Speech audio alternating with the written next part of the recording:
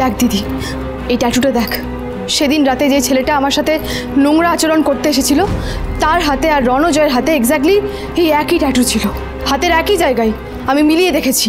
কিন্তু ঝিনুক, এরকম ট্যাটু তো অনেকেরই থাকতে পারে। তাছাড়া এরকম নানা ডিজাইনের ট্যাটু আজকাল তো ট্রেন্ডিংয়ে আছে। ঝিনুক, তুই তুই কিছু ভুল করছিস না তো? মানে সবটা একবার ভালো করে ঠান্ডা মাথায়। দিদি, আমি শান্ত হয়ে সব দিকটা ভেবেই যা বলার বলছি।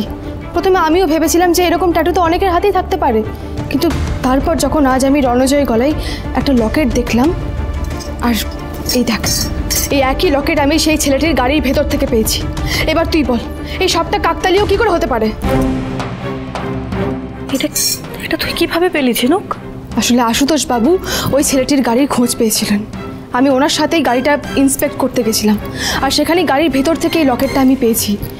সেদিন রাতে ধস্তাধস্তিতে এই লকেটটা গাড়িতে পড়ে গেছিল, আর আমি শিওর এই লকেটটা ওই আরজে নামের ছেলেটির।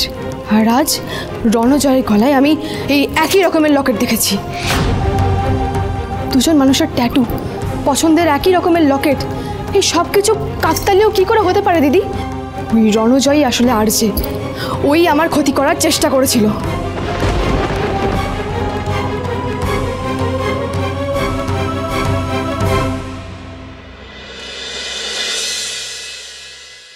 মেজো বৌমা, পুজো তো শেষ, অনেক বাসন বেরিয়েছে বাড়তি, ওগুলো সমস্ত তুলে ফেলার ব্যবস্থা করো।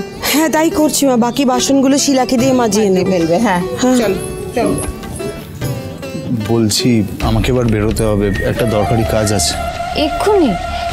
এই তোমার কি হয়েছে বলো তো? তুমি আসার পর থেকে এত চুপচাপ অন্যমনস্ক হয়ে আছো। না না, সেরকম কিছু না, আসলে আমার একটা কাজ এসেছে, খুব ইম্পর্টেন্ট একটা কাজ। আমাকে কয়েকটা ফাইল মেল করতে হবে এক্ষুনি। ওদেরকে বলো না যে পরে মেল করবে। এই তো এলে, পুজো শেষ না হতে হতে চলে যাবে। হবে না বাবু, তুমি তো জানো আমার কাজের কিরকম প্রেশার, আমাকে এক্ষুনি বেরোতে হবে। আমি ভেবেছিলাম যে তুমি আজকে আমার ফ্যামিলির সাথে অনেক টাইম স্পেন্ড করবে, আমরা অনেক গল্প করব।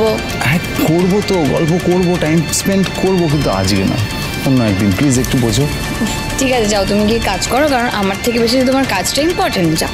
আরে প্লিজ এরকম দেখো, রাগ করো না। আচ্ছা আমি আমি আমি তোমায় কথা দিচ্ছি, আমি কয়েকদিন পরে এসে সবার সাথে অনেক গল্প করবো আর অনেক টাইম স্পেন্ড করবো। আর এমনি তো আমাদের তো কালকের দিনটা পুরো আমাদের।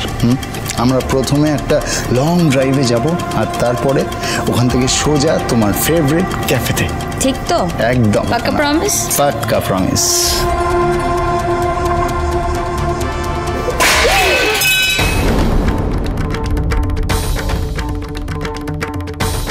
কি হয়েছে ঠাম্মি, কিসের আওয়াজ?